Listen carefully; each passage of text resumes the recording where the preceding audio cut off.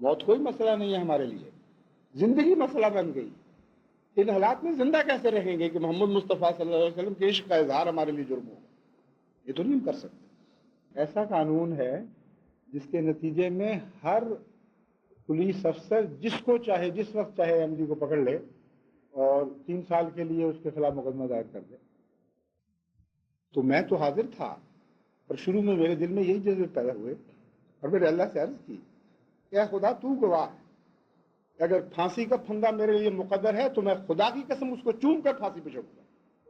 लेकिन इसके नतीजे में आगे क्या हासिल होगा, जब इस पर मैंने गौर किया तो मुझे मालूम हुआ कि पाकिस्तान में खलीफतुल मसीह की जान की कुर्बानी इन हालात में पेश करना नहायत ही खतरनाक गलती है। इस वजह से कि मरकज वहां है, इस वजह से कि खिलाफत की इंस्टीट्यूशन वहां मौजूद है और इरादे बहुत ज्यादा बद हैं उनसे जो आप इस वक्त मालूम कर रहे हैं।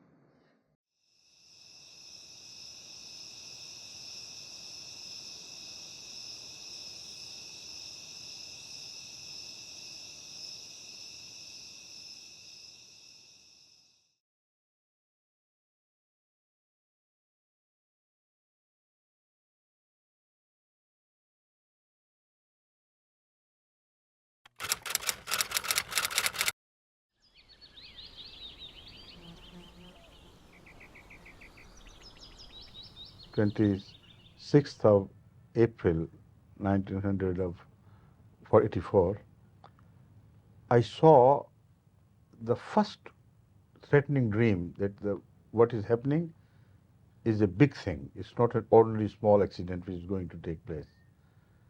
In that, although I didn't see anything to happen to me, but I saw something which told me that Qasr Khilafat will no longer be occupied by me, and the enemy will have a sort of threat over Qasr Khilafat which would make me leave that place. So I saw a very deadly and violent, as if intoxicated camel sitting on the top of Qasr Khilafat. This was a dream which normally one cannot imagine. One can see a bird or something, or a man, but if a camel who is supposed to be very vindictive and small-minded thing and who never forgets a revenge when it wants to take. So a very ugly-looking and threatening-looking camel was sitting on the top of Qasr Khilafat, and this is the first time I'm revealing this to people. To some friends and relatives, I think I related this to them. So that was the first. And then I saw a dream that in Pakistan, there is no peace left. Everybody is conspiring, groups are created, they're abducting people, and law and order is become totally ineffective. And criminals and gundas and these people like hooligans, they have taken practical command of Pakistan into their hands, and they are abducting people and nothing can be done about them. So that again was one step further to mentally prepare me that this country is no longer fit for the caliphate to work from this soil. Then, after a while, we heard the reports that the plan was to have me murdered under the supposed crime of this mullah's murder, and the mullah is safely deposited somewhere in some foreign country. Aslam Qureshi. He was appointed at Islamabad by Capital Development Authority Islamabad as an electrician, this Maulana Sahib. He has no record of having ever studied in any Islamic institute or school or madrasa either. On the 17th of February 1983, suddenly Aslam Qureshi disappeared.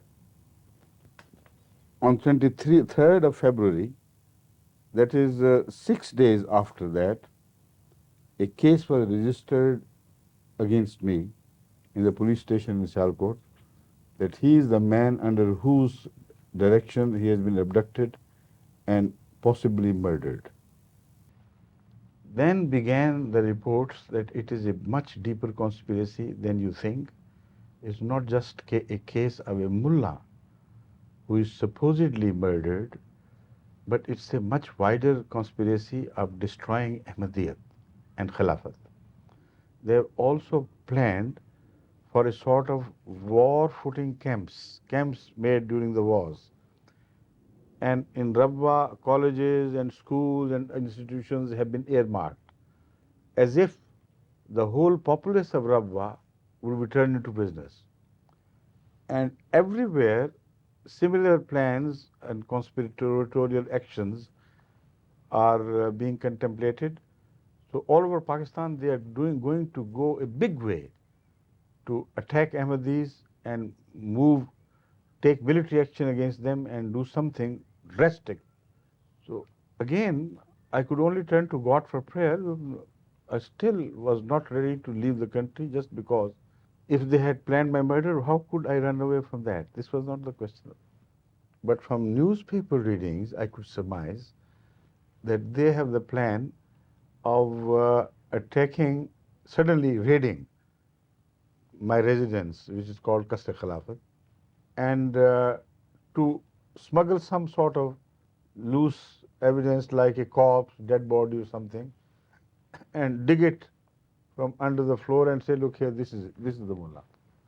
On the 26th February, 3 days after this, Maulana Abdul Qadir Ropudi, he said, if you appoint me and with me a Deobandi Maulana and maybe one Brelvi Maulana, within a matter of 2 months, we will trace him and produce him.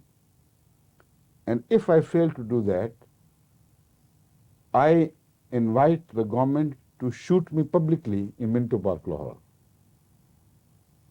Right? Who had abducted and from where they were intending to recover? This was made further clear later on by another Maulana, who is so-called Maulana, of course, Manzoor Chinoti. He declared that the matter is so simple. Arrest Mirza Tahir Ahmed, remove him to the torture cells in Qila, Lahore Qila, the castle of Lahore, and hang him upside down. Within a matter of a few hours, Maulana Aslam Qureshi will be in your hands. That was the tempo they were building against my image and in the image of Jamaat Ahmadiyya. You know, when I suspected that something is cooking against Ahmadiyyat between the mullah and the then dictator of Pakistan, Ziaul Haq, instead of running away, I went straight to Islamabad and camped there for 7 days until the deputy commissioner of Islamabad, one of the deputy commissioners, I think it's divided into 2-3 areas, where I was residing, he sent me a very urgent message. It happened the day after I received the message through an SP from Ziaul Haq himself. Rest assured and sleep in peace, nothing would happen, no problem. This deputy commissioner said, my earnest advice to you is, for God's sake, return immediately to Rabwa, or it will be too late. Things will happen. A murder could be planned immediately, even there. So I inquired, why does he advise me? The person who carried the message said, he is not going to tell you anything, but he said, have trust in me. For God's sake, leave this place immediately. So I consulted Ahmadi. I said that maybe he has got some information and it's better to abide by his advice. After all, he seems to be had a good reputation of being a kind, thorough human being. So we took advice and I left. And 2 days after my departure, or 3 days after my departure, this was announced. This anti-Ahmadiyya ordinance was publicly announced.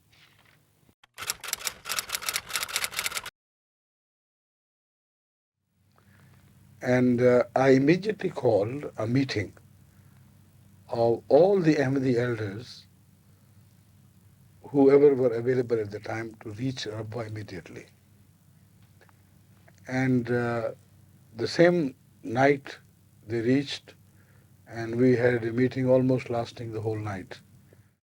तो हज़रत साहब ने फरमाया कि तुम लोग ऐसे करो कि अब सबको इतला करो कि वो जुमे के लिए रब्वा आ जाए और तुम वहीं ठहरना ताकि अगर कोई पीछे रह जाए तो उसको तुम साथ ला सको। तो मैं उस जुमे पर जो फिर हजूर ने नहीं पढ़ाया, रब्वा में नहीं था। मैं उसके बाद शाम को यहाँ पहुँचा हूँ और रात को एक मुख्तसर कुछ मीटिंग में शामिल हुआ। I stated before them the facts, the consequences of this ordinance. I told them that according to this ordinance, if I remain in Pakistan and declare myself to be a Muslim, which I can readily do, immediately this is they are waiting for. Immediately they would arrest me and put me behind the bar. And even if they don't conspire to do something, to have some accidents, taking place, they can at least keep me for 3 years. And the moment I come out, they would ask the same question. And again I would say, yes, I'm Muslim with the grace of Allah. Back. So how can I remain a Khalifa of Jamaatul Ahmadiyya, Khalifatul Masih, and operative at the same time? A working Khalifa of the Jamaat within Pakistan. It's impossible. So this story was in circulation, that they planned to first of all have me murdered, then they expected the Jamaat to strongly react against it, then to mercilessly murder and gun down, and no permission would be given for the institution of Khilafat to be for the Khalifa to be re-elected, and for the House of Representatives which make the election of Khalifa would not be permitted to meet in Rabwa or anywhere. Now imagine if that had happened. Then Khilafat, once broken, cannot be reinstated until a prophet comes. See? This was a very grave issue. All discussions having finished, everything said and done, everybody had in fact come with the strong advice that I must leave the country as soon as possible. When all this was almost decided, I said, look here, I am going to accept your advice only on one condition. I am not going to change that condition. Do come whatever may. Number one, I will not go out of the country incognito. I'll wear my same dress, I'll wear my turban, and use the same passport. That is one condition. The second is that if between now and my departure I receive any intimation that I am required for any inquiry of any sort, then I will not leave. Because I said I don't want this blemish to be cast on an Ahmadi Khalifa, that he ran away from justice. आखिरी जो हजूर ने नमाज मगरब पढ़ाई है सफ़र से एक रात पहले, उस नमाज मगरब के बाद हजूर जब जाने लगे तो जैसे होता है हम सब भी उठने लगे, तो हर सब खड़े हो गए, बैठ से सब बैठ के। उस पर हजूर ने फरमाया, मैंने आपको इसलिए नहीं बुलाया, इसलिए नहीं बिठाया कि मैं आपको तकरीर करनी चाहता, मैं आप लोगों को देखना चाहता। मेरी आंखें आप लोगों के देखने से ठंडी होती है, मेरे दिल को तस्कीन होती है, और खुदा की कसम किसी माँ को अपने बच्चे से उतना प्यार नहीं जितना मुझे आपसे प्यार है। ये हज़रत साहब ने चंद में कहे, अब सुनने की ताब, अब भी मुझे वो नज़ारा नज़र में आ रहा है, सुनने की ताब नहीं थी इसकी किसी। बस हज़रत साहब ये कह के चले गए और मस्जिद में देर तक का बाब रोते रहे। So it was decided that I would leave on Sunday morning by car to Karachi, because by Monday the plane left early after midnight of Sunday. I moved from my Qasr Khilafat, the house of residence of Khalifa, to a cousin of mine, and spent the night there. بلکہ دیکھیں میں رات کو میں اور میاں احمد پگڑی ساتھ تھی ویسے کہ نہیں؟ اسی موٹر میں، پگڑی تو ساتھ تھی، ہاں ہم اسی موٹر میں جس میں آپ آگے لے کے گئے ہیں، ہم رات کو کوئی 11 بجے کے قریب پہلے چلے گئے تھے، حضرت صاحب پیکنگ وغیرہ کر رہے تھے، بیگم صاحبہ پیکنگ کر رہی تھیں، تو اس وقت حضور کو میں اور میاں احمد لے کے قصر خلافت سے میاں احمد یہاں لے کے آئے ہیں. میاں احمد اگلی سیٹ پہ بیٹھے، میں ڈرائیو کر رہا تھا، اور پیچھے حضرت صاحب، بیگم صاحبہ اور مونا، بی بی مونا اور بی بی طوبہ، یہ ہم حضور کو لے کے تو حضرت صاحبزادہ مرزا بشیر احمد صاحب کے مکان پہ آئے، جس میں مرزا صاحبزادہ مرزا حمید احمد صاحب رہتے تھے. ان سے ہم نے پہلے بات کی ہوئی تھی، ان کو بتایا نہیں تھا، صرف میں نے ان کو کہا کہ بھائی حمید آپ کا ایک کمرہ چاہیے ہمیں، تو انہوں نے مجھے ایک کمرہ دکھایا، وہ چھوٹا کمرہ تھا، اس میں اے سی لگا ہوا تھا. میں نے کہا نہیں یہ کمرہ نہیں، مجھے آپ کو بڑا کمرہ چاہیے. وہ کہنے لگے پھر میرا بیڈ روم ہے اس میں اے سی ہے، اور کمروں میں تو اے سی نہیں ہے، وہ لے لے. تو اس رات کو ہم پھر سب کو لے آئے، حضور نے پھر رات وہاں گزاری. حضور کے مزدوری کے لیے جو پلان پیش ہوا وہ یہی تھا کہ ایک کانوائے اسلام آباد جائے، وہ رات کو ایسے وقت میں یا صبح کے وقت ایسے وقت میں روانہ ہو کہ لوگوں کے سامنے سے جائے، یہ بھی ظاہر ہو کہ خفیہ جا رہا ہے مگر لوگوں کو پتہ بھی چلے کہ گیا ہے، اور اس میں حضور کی جو نارمل گاڑیاں استعمال ہوتی ہیں اور جو نارمل حفاظتی عملہ ہوتا ہے وہ سب کا سب ان کو اس میں جائے، اور وہ اسلام آباد چلا جائے. انٹیلیجنس والے اس کو فالو کریں گے، خود بخود اپنے عربے لگائیں گے کہ ہاں یہ اسلام آباد جا رہے ہیں، ہم کوئی اعلان نہیں کریں گے. صبح کی نماز میں اعلان کر دیا جائے گا کہ حضور کی طبیعت ٹھیک نہیں ہے، تو اب آپ نماز پڑھ لیں. نہیں، جھوٹ نہیں بولا جائے گا. یعنی فوراً جو آپ نے ایک آبجیکشن کیا سارے پلان میں وہ یہ تھا کہ میرے بارے میں کوئی جھوٹا اعلان نہیں کیا جائے گا. جھوٹ ہم نہیں بولتے. یہ اعلان کر دو اسی طرح سے کہ بس اجازت ہے نماز پڑھ لیں. یہ کہنے کی کیا ضرورت ہے کہ میں بیمار ہوں، جبکہ میں بیمار نہیں ہوں.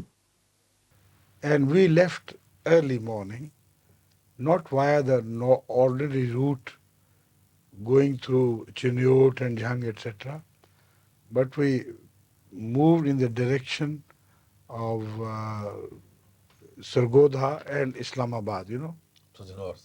to the north. And at Lalian, there was a road jutting out in the direction of Jhang, which would connect us with the main road to Karachi. That was the plan. کیونکہ اس side پہ چنیوٹ سے وہاں چنیوٹ جانا مناسب نہیں تھا. ان کا فیصلہ کہ وہ دیکھ سکتے آدمی کون جا رہا ہے، تو اس لیے ادھر سے یہ روٹ سلیکٹ کیا تھا. ادریس صاحب کی گاڑی سب سے آگے تھی، اس کے بعد وہ گاڑی تھی جو میں چلا رہا تھا جس میں حضور تشریف فرما تھے، وہ تھے. اس کے بعد میں پیچھے تیسری میں آپ تھے. جی بریگیڈیئر وکیل زمان، میرے ساتھ بریگیڈیئر وکیل زمان صاحب، ہاں یہ تھے. ہارون صاحب، اور میرا چھوٹا بھائی سعید تھا. اور آپ کے پیچھے کس کی گاڑی تھی؟ آخری کار میں میاں مجیب ڈرائیو کر رہے تھے. میں ڈرائیو کر رہا آخری گاڑی مرزا مجیب الرحمان صاحب ڈرائیو کر رہے میاں تھے. مجیب ڈرائیو کر رہے تھے، میں تھا، مرزا خورشید احمد صاحب، میاں لقمان اور فائزہ جی، اور عثمان. اور عثمان. بعض جب ہم لالیاں سے مڑے ہیں تو اس وقت ذکر آیا ہے کہ فجر کی نماز پڑھ لی جائے، تو وہ میں نے تکبیر کہی اور میں دائیں ہاتھ بیٹھا تھا، حضور بائیں ہاتھ بیٹھے تھے. تو گاڑی میں چلتے ہوئے حضور نے نماز پڑھائی.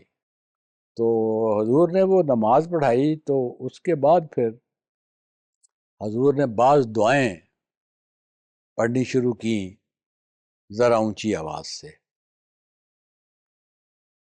تو وہ بڑی خاص دعائیں تھیں. حضور کو پر رکعت طاری ہو گئی, میری طبیعت پہ بھی رکعت طاری ہو گئی. اور Now, first surprising thing I tell you about this is that my second daughter, Faiza, she's here. She saw a dream and told me, Abba, I have seen a very strange dream. And the dream tells me that we are going out somewhere in the cars, and at one place there is some road blockage or something, and we slow down. And there I see some beggars who are apparently beggars, but they're very tall, stout people, like as if they belong to army or police or something, and they're clad in big coats, and they behave like beggars. They ask for money. And when we reached that a long passage, it was impossible for us to maintain speed. We just crawled along. And there suddenly, we saw these exactly as she had seen. That reassured me. I knew then, with the grace of Allah, it's Allah's hand, He already has told us and forewarned us. And without this front man, he is the son of late Hazrat Chaudhry Asdullah Khan Sahib, the younger brother of Hazrat Chaudhry Zafrullah Khan Sahib. His son Idris was driving that car. Imagine. Suddenly he got a pile of 1 rupee notes, 100 notes, piled together and stapled together. He opened them like this and started throwing right and left. Who could have told Faiza? Unbelievable. And these so-called beggars, they were intelligence people. But they couldn't resist money. So instead of rushing towards me, they started collecting money. We spread them the money all along, And as they were busy collecting money, we just passed through. اس کے بعد ہم ایک جگہ پر پہنچے جس کا نام مجھے علم نہیں ہے. حضرت صاحب نے فرمایا کہ یہاں سے کھانا لے کے جانا ہے. وہ ڈھابے والا ہے. یہ ہم انٹر ہو گئے تھے سندھ میں. ہاں سندھ میں انٹر ہو گئے تھے جلدی. جب ہم وہاں پہنچے ہیں نا تو بریگیڈیئر وکیل الزمان صاحب آئے کہ حضرت صاحب کہتے ہیں کہ کھانا. تو میں نے کہا جی کھانا سارا ہر موٹر میں کھانا چائے سینڈوچ وغیرہ سب پڑا ہوا ہے. کہ نہیں حضور فرماتے ہیں کہ میں نے ڈرائیور ہوٹل کا کھانا ہے. تو پھر میں نے اور میاں مجیب نے, ہم نے برتن بھی نہیں تھے کیونکہ کھانا تو ساتھ لے کے چلے تھے سینڈوچ ٹائپ. تو ہم نے وہاں وہ دیگچی خریدی اور چیزیں لی, اس میں وہ دال اور کچھ وہاں خاگینہ بنوایا, ابلے ہوئے انڈے ڈالے بیچ میں. تو وہ میں تو بریگیڈیئر صاحب سے لڑ پڑا نا کہ آپ مطلب روک کے سب کو روکا ہوا ہے کہ کھانا لینے. کہنے لگے میں کیا کروں گا, سب کہتے ہیں سب فرماتے ہیں کہ نہیں ہم چل پڑے ڈرائیور. ہاں آپ چلے گئے, چل پڑے تھے آگے. خیر ہم پیچھے پھر پہنچے, آپ لوگ وہاں آ گئے. پھر سکھر جب ہم پہنچے ہیں تو نہر کے کنارے مجھے یہ علم نہیں تھا کہ سکھر میں بائی پاس بن گیا ہوا ہے اور وہ نہر کے اوپر سے اس طرح گزرتا ہے. تو وہ جگہ بڑی خوبصورت لگی. تو میں نے حضور سے عرض کیا کہ یہاں رک جائیں. اصل میں ہاں یہاں رک جاؤ. تو وہاں ہم رک گئے. پھر اس کے بعد پیچھے سے کاریں آتی رہی.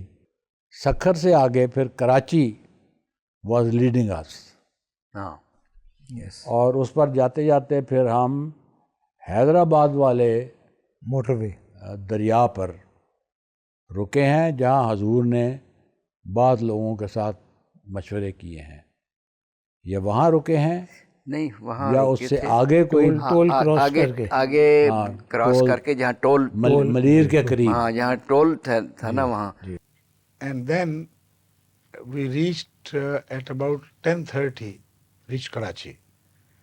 And there my residence, I had not to live the night over, so some Ahmadi was organized. It was decided between the Jamaat and some Ahmadi that I would rest for a while at his house. And after eating food and just a little rest, we left for the airport because the plane, I remember, left at 12:30. So I had to be there just before in time. Now, they told me to come late. Said there's no need for you to come early.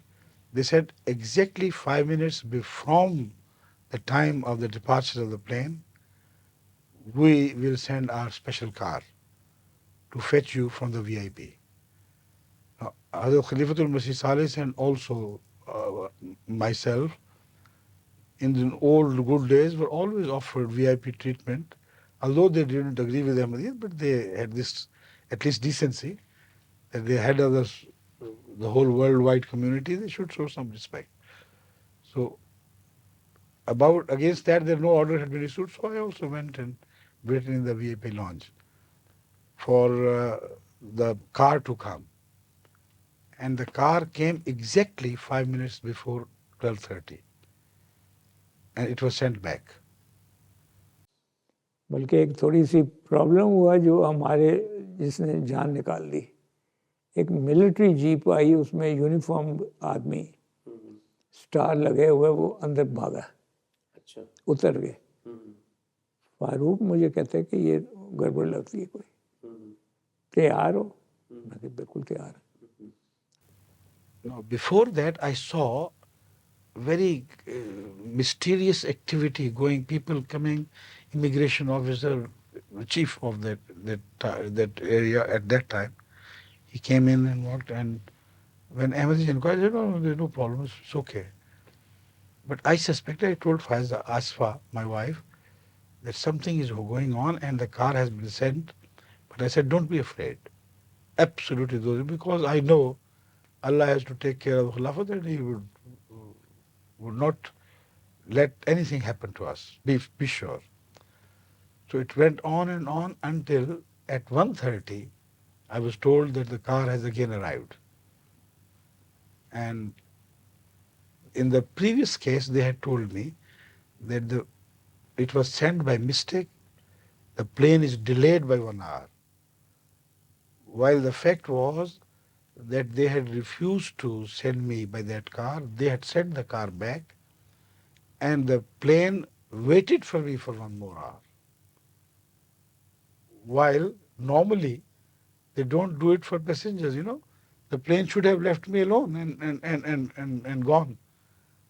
But this was a Pakistani officer who was commanding this whole situation. He refused to permit the plane to leave without me. In the airport. I mean, he was in touch with them. Oh, yes. I didn't see him on the airport, but he was commanding. Yes. He was in full command of the position.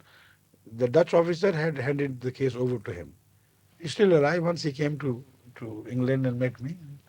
Of course, I was extremely grateful to him for his kindness and decency. So he's a brave man. He wouldn't permit the plane. He was the boss. So at 1:30, we left. The plane, of course, went to Geneva and from there on to Holland. And there we had to wait for a while. Then we came to London. अच्छा आ गए हो? अच्छा साडी plan है वे कि we will be taking the next, not on the next plane, the next available plane at 12 o'clock sharp, it will leave here. Around midday, Huzur arrived at Heathrow Airport, and by the grace of Allah, we had made all the arrangements, no problem, no difficulty, and the staff of the KLM on which the airline on which Huzur travelled, they were also available. Now, other things happening, very interesting. Now I turn to them. Why was it delayed and what was the problem? Why were they so worried and why did they not stop me? The facts which came to be revealed later on are so strange. Immediately an inquiry was launched as to how on earth could Mirza Tahir escape, they said escape, despite the specific orders from General Zia that he should not be permitted to leave the country. Now this revealed some very interesting facts. And throughout you see the hands of Allah so clearly working that even only the blind cannot see, the rest should know, understand what was happening. During the Hijrah, if it is blessed by Allah, these things happen. Eyes are blinded, people's minds are befogged, ordinary simple things are ignored, and that is how it always takes place. It so happened, very interestingly, in 1983, my passport had run out, a year after my being Khalifa. And I went to the passport officer for renewal, and he asked me to wait for a few days, and then he renewed it and handed it over to me. But after I left, immediately he was plagued by the visits of various intelligence agencies. Why did you have this passport made? Didn't you know that he was prohibited from leaving the country? So if he were prohibited, why did you issue a passport? So then he remembered, he said, look here, I remember a letter being issued to me prior to the event of his issuing the passport to me. And early 1983, the letter was signed by Zia himself. It was taken, the matter was taken so seriously that to his memory, we found out from him, the letter was signed by General Zia himself, and it said, Mirza Nasir Ahmed, the fourth head of the Ahmadiyya community, is not permitted to leave the country from any borders, by any means. Just a short, crisp order and signed. Now, I'm not sure whether it was signed by him or on his behalf by the officer, but the order, according to him, was conveyed and dictated by Zia himself. This view was further supported by a very highly placed Pakistani officer in the central government. He said, you know what happened was that Zia dictated the order, and because he was used to relating with Hazrat Mirza Nasir Ahmed, my predecessor, so his name came automatically to him. And the stenographer wrote exactly as he dictated. He was the king, he was a demigod of the period. So this was what started all the problems. Alhamdulillah. For them. And the name was Mirza Nasir Ahmed. He said, but I suspected this mistake. And on my own, I repeatedly contacted, before issuing this passport, repeatedly tried to ring the Central Intelligence Bureau and try to find out from him if there was a mistake, it has to be corrected. And he said that it so happened that every time I rang, there was no response. The telephone always was engaged until I got tired, and I said, all right, to give the passport. Another thing, the same thing must have happened the night when I was leaving. The telephone kept ringing, nobody raised it, nobody lifted it. Normally it doesn't happen. So he had 3 days for his trial and no answer, so he said, all right, let it go as it is. So that is how the passport was issued to be. This is the passport copy. You see? The fourth head of the Ahmadiyya community. This was the passport I traveled. There is this stamp of my departure from Karachi airport. So these liars, these mullahs, Chinoti as well, they started, abusing me as a man who escaped from justice, incognito, covered, disguised like a woman under a false passport. And how God's hand helped me out of this country is further supported by the view that I traveled all the way by car from Rabwa to Karachi during the broad daylight. Never changed my dress. My kafla was with me. And one of the agencies, perhaps the same Fuqara, who posed as Fuqara, they reported it immediately to the government. They said, we suspect, because they hadn't seen me clearly, because they were more interested in money. So they said, we suspect that Mirza Tahir Ahmad has left for Karachi by road. Now this is a ascertained positive report.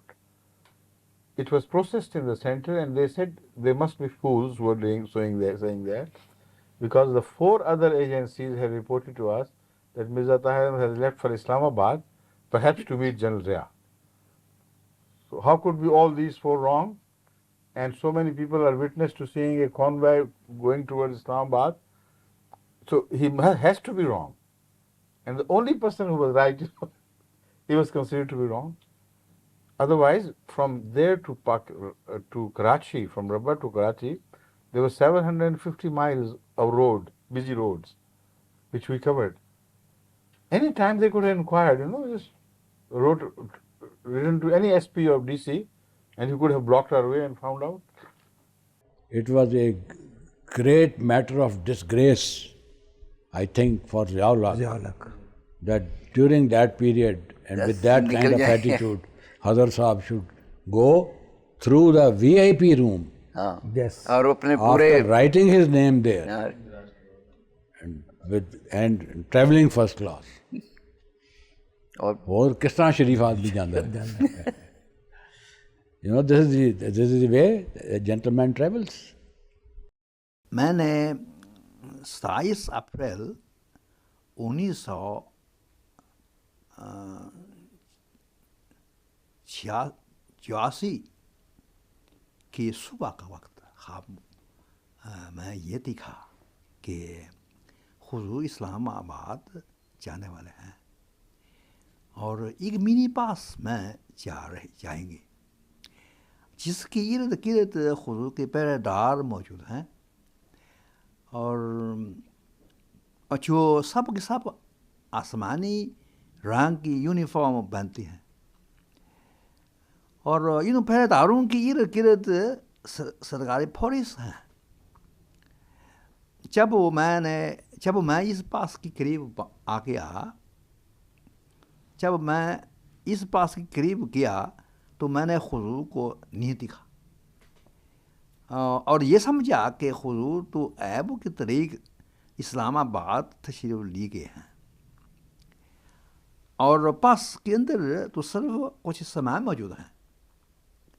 پھر میں نے اسی پاس میں حضور کی الوداع کہنے کے لیے بیٹھ گیا اور پھر داروں کے ساتھ سفر کرنے لگا. کچھ سفر کر کے ادھر کیا اور پھر داروں نے مجھے کچھ پھال دیا. اس خواب سے میں سمجھتا ہوں چند باتیں جو میں نے حضور خدمت میں پیش بھی کی تھی. نمبر 1 یہ ہے کہ اللہ تعالیٰ جماعت حضور حفاظت فرمائے گا. نمبر 2 حضور سب کے سب انعام بھی فرمائے گا اور سب کے سب نہایت زیادہ ترقی بھی دیں گے انشاءاللہ تعالی. نہ وہ تم بدلے نہ ہم طور ہمارے ہیں وہی فاصلے بڑھ گئے پر قرب تو سارے ہیں وہی فاصلے بڑھ گئے پر قرب